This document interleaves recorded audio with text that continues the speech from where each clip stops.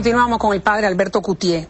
Alberto, vamos a hablar de los detalles de Ruama, que le dicen Bunny, para aquel que no sabe, es el nickname de la esposa del padre Alberto, la mafia rosada. Cuando tú dices que hay una mafia rosada, yo te voy a citar unos cuantos pasajes del libro y tú me vas a abundar. Tú dices, hay una política de don't ask, don't tell, que es la misma que tiene el ejército norteamericano con los homosexuales. No preguntes y no digas. Si tú no dices, yo no pregunto, y viceversa. Hay una mafia rosada que protege a la Iglesia Católica y esa mafia se compone por gays, sacerdotes que viven en el closet y que ocupan todos los niveles de la jerarquía eclesiástica. También dices que esta mafia rosada promueve su propia agenda y que suelen ser las mismas personas que muestran tendencias homofóbicas en el público o en el confesionario. Además, los amigos reciben las mejores parroquias, son nombrados monseñores y ascienden a ciertas posiciones.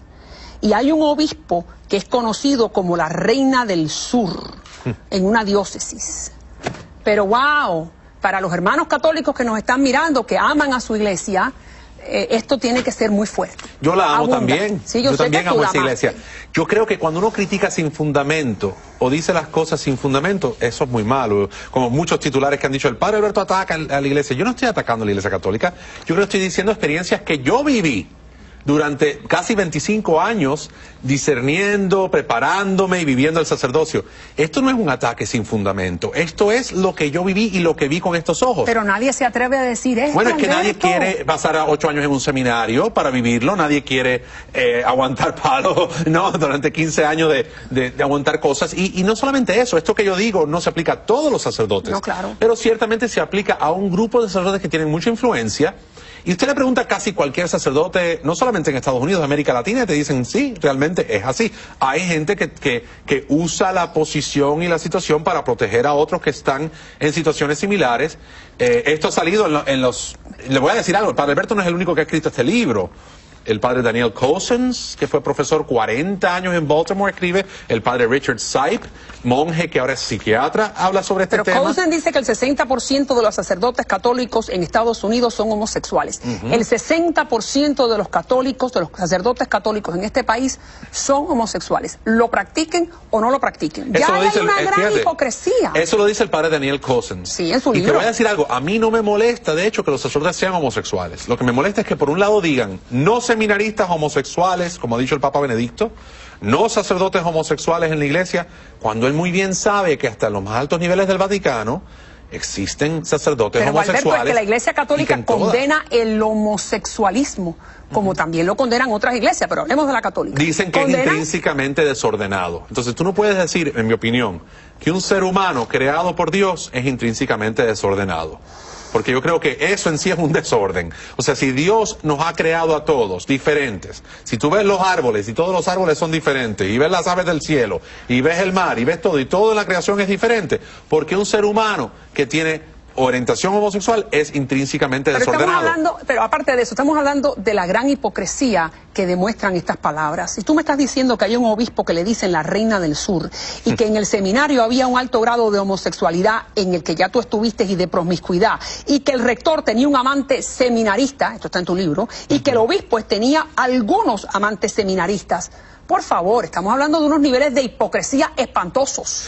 ¿O no? Yo no diría que es espantoso, fíjate, yo diría que es parte de la cultura. O sea, como que se adaptan a esto, y es lo mismo del gobierno norteamericano con el ejército. Don't ask, don't tell. Mientras que no salga y no se diga, no es un escándalo. Déjame darte un ejemplo. Ahí yo digo, en una pizarra bastante fuerte, sale el rector un día y mira la pizarra y ve que un joven que habían votado del seminario por una situación de homosexualismo, le dan un alto cargo en la diplomacia vaticana, y eventualmente él sigue subiendo.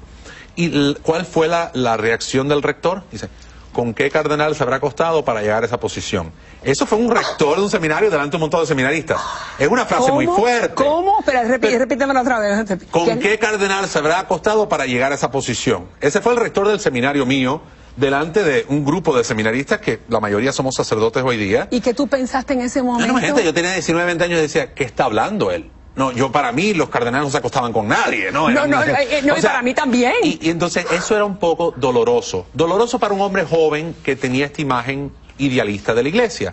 Yo hago estas historias, fíjate, en el libro, no para escandalizar a la gente, ni para que el católico romano devoto se sienta mal sobre su iglesia, porque la iglesia es mucho más que eso.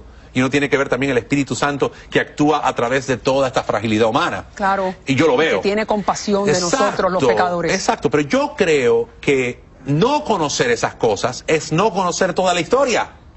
Y creo que es bueno que la gente sepa que un hombre dentro de una institución donde hay una serie de irregularidades comunes y aceptadas, uno empieza a sentirse como que, espérate, ¿dónde estoy yo metido? De hecho, hay muchos libros escritos sobre estos ex seminaristas, por ejemplo, que han escrito libros diciendo, por ejemplo, hay uno que se llama Goodbye Good Men, donde un seminarista dice, los hombres heterosexuales se sienten fuera de lugar en muchas órdenes religiosas y en muchos seminarios, porque lo que protege la iglesia es este tipo de comportamiento. Pero yo no estoy diciendo que eso sea en todas partes. Pero escucha lo que acabas de decir. Hay una discriminación por parte de los sacerdotes gays a los sacerdotes que no son gays. En algunas situaciones. ¿Y tú sentiste eso? Yo no sentí eso, fíjate. Yo sentí que los sacerdotes homosexuales o los seminaristas homosexuales eran mis compañeros, que tenían sus situaciones, que algunos de ellos siguen teniéndolas ahora como sacerdotes, y simplemente no viven esas situaciones. Pero tú me estás diciendo entonces que en este momento, en esta ciudad, hay sacerdotes católicos que eran amigos tuyos, que eran amigos, bueno, que eran cercanos porque estaban contigo en el mismo servicio, que tienen amantes hombres. Eso es lo que tú me estás diciendo. Yo no voy a opinar de la vida de más nadie, pero te puedo decir que general, realmente que eso ha existido siempre desde que el mundo es mundo. Que hay sacerdotes heterosexuales que viven el celibato, hay sacerdotes homosexuales que viven el celibato, y hay quienes de ambas orientaciones no viven el celibato, pero siguen siendo líderes. Te voy a dar un ejemplo. El otro día estoy en mi parroquia, la Iglesia de la Resurrección, mi iglesia episcopal, estoy preparándome para una clase de adultos. Viene un sacerdote de Colombia, con su novia de la mano, párroco de una iglesia grande en Bogotá, y me dice, mire padre, yo soy casado civilmente, su obispo no sabe que él es un hombre casado, él sigue siendo sacerdote católico romano en una iglesia prominente en Bogotá, y él es casado. Pero Alberto, lo que me estás diciendo va completamente en contra de los preceptos de la Biblia, donde lo que tiene que haber es transparencia. Sí. Si yo soy católica y yo considero que la persona que me está dando la misa está siguiendo una serie de preceptos morales y que es célibe, porque eso es lo que dicta la iglesia, entonces si no lo es, ¿me está mintiendo o me equivoco? Chico, se está mintiendo él mismo y a Dios. Yo creo que, mira, por ejemplo, en el caso mío la gente dice, no, pero imagínate que tú traicionaste a tus feligreses. Yo decía, ¿sabes? Yo nunca lo vi de esa manera. Yo creo que yo me traiciono a mí mismo cuando tengo que vivir una vida doble. Cuando tú no puedes decir abiertamente, mira, yo estoy enamorado y quiero vivir. Lo único que yo lamento en todo este proceso, realmente, es no haber salido antes, que los paparazzi me vieron aquel día en la playa, a decirle a la gente, ¿saben qué? Yo estoy enamorado de esta mujer, yo ya no pienso que muchas de estas ideas, porque no era solamente el celibato, una serie de ideas. Yo no creo que una pareja que usa la píldora, o se atan los tubos, o hacen una vasectomía, o es divorciada, o están divorciados, que están cometiendo pecado mortal. Yo creo que hay gente que simplemente no cabe en ese cajón, pero siguen yendo ahí a la iglesia y comulgan.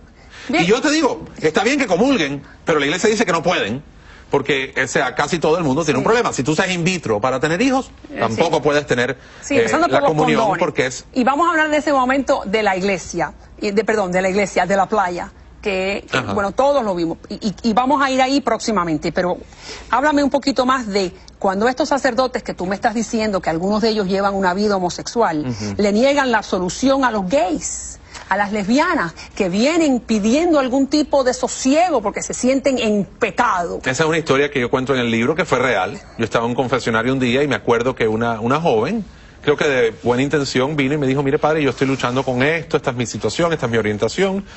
Yo no la podía ver porque está al otro lado de la pantalla, pero me imagino que era una persona bastante joven, y me dice, yo me siento mal porque el padre tal me dijo que yo me voy al infierno, que estoy en pecado mortal, porque estoy muy mal, porque esta situación. La gente siempre dice, te voy a decir su versión, no estoy seguro que el padre le dijo eso, pero el padre más o menos le hizo entender a ella que tenía una situación muy grave y que no podía comulgar. Y cuando me preguntó a mí, y le digo, bueno, ¿y qué pasó? ¿Cómo fue que pasó esto? Porque empezó a llorar y eso. Le digo, pero porque era una ¿quién niña te gay, dijo que esto? Se sentía lesbiana. Y sí, de repente me dijo, el padre tal, y me dio el nombre del padre. Y de verdad, yo no le dije nada a ella.